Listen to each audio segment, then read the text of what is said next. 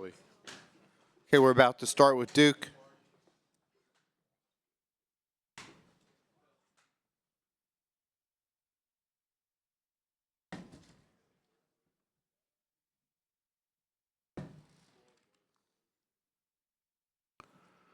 The Syracuse locker room is open till 12:13.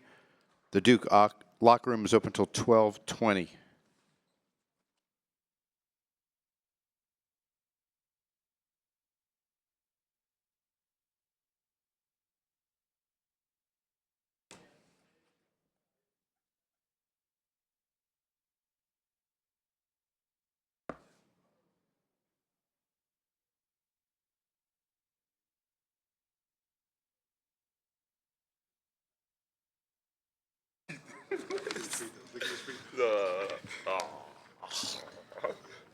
Could throw a nickel into this. It's a rock. It's a rock. Nah, bro, you've been waiting patiently. Waiting for you, Coach. How are you doing? Coach got Gatorade. Coach, what happened to your coat? Can I start out? Yeah. Well, we're obviously really pleased to advance. We still don't have our full team back, but getting Zion back after missing almost a month is huge. I thought we played great defense for about 12, 14 minutes in the first half. And then when we had some transition, we had about 3 in a row where we made mistakes. When we had a 15, 17-point lead, and that gave them some momentum. And then they can shoot. And they put a lot of game pressure on us, and our guys responded in the second half. Goldwire was a big spark for us, and because we had foul trouble, and Boeheim, but he was really shooting well. And Goldwire, once he went in, it was hard for him to get the ball in a shooting position, so that helped. And these guys did a good job of responding under pressure. So any questions that you all might have of them, right? Second row. Kiara Luck, this question's for Zion. I'm going to ask the elephant in the room, or how are the shoes this game? How are the shoes this game? The shoes were incredible this game. Zion, give me a sense for just how badly you wanted to be out there the last couple of weeks. Have you spent any Forget time about lobbying? him, how badly I wanted him out there. How much Why is it always about you? just how much lobbying has there been between you and Coach K trying to get him out, trying to get back out there? I've been holding him back. Go ahead. I promise I won't interrupt you anymore. You're doing it right now. I mean, I want to be out there every game. I see my brothers out there battling, and I just wanted to go to war with them. To our left. Zion, Nick Carboni from NBC Charlotte. Looking ahead to tomorrow night, what are your thoughts on hopefully significantly being a part of the UNC Duke rivalry finally? I'm very excited just to be a part of the game and looking to go in and compete. Front right. Zion, how much, obviously after you got hurt, there was all this talk among other people about what you should do. Did you give any thought to anything, or was this sort of the moment in time that you always envisioned you were going to be back? There was no question about it.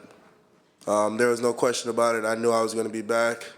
Everybody has their right to their own opinion, but I knew I was coming back the whole time. Middle of the room left. Marty Smith, ESPN. I'm going to continue the theme and ask Zion a question. Zion, it took all of 2 minutes and 7 seconds for you to dunk the hell out of the ball. What statement did you want to make early in this game?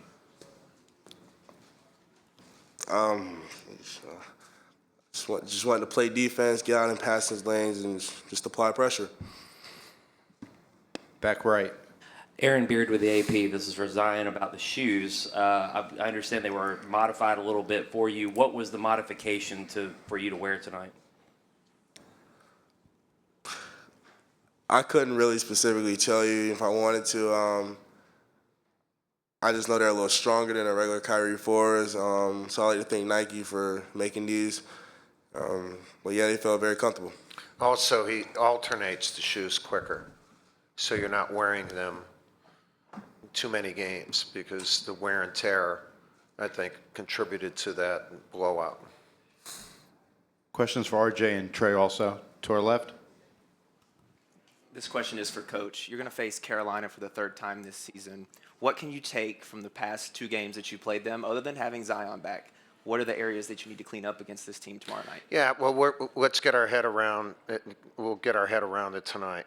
Okay, and we just finished a very intense game. So we'll come up with a game plan tonight and tomorrow, and try to do a good job against them. Back right. Joe Bombo, SB Nation Radio. This question is for RJ. How excited were you to get out there and just get back on the court after the showing against Carolina and just kind of prove that you have that game that you people talk about? He doesn't. You guys are really something. He doesn't have to prove anything. These guys are really good players. It's about being in the moment. I'm sorry. Come on. Come on. You can answer whatever you want. No, I was just excited to, get back out there with my team. We have Zion back, so, it was just a lot of fun. Left aisle. Dick Cox with Cox Sports Broadcasting. This is for all 3 players. This is your first time getting into March Madness with the ACC tournament, the big tournament. Talk a little bit about your feelings and your thoughts of the opportunity of playing here in postseason play. Trey. There's some nerves coming into ACC tournament tonight. Obviously, it's our first time. It's a win go home situation, but we were able to come out with a lot of energy, play the way we like to play at the start of the game, and just fell off mid-game. But it's a lot of fun playing games like these. RJ. For sure, we grew up watching, March Madness and these games, as kids. So to be a part of it is a great experience. Not on what they said. Like, we've been watching it since we were kids, and we're very excited to be a part of it because it's real now. Like, just living in the moment. Because from now on, it's win or go home. Back of the room in front of us. This is Mike Sauce, South Boston News and Record. Trey, as the point guard, the quarterback of the team, how did it change tonight? How was it that you had this extra weapon to use in your offense?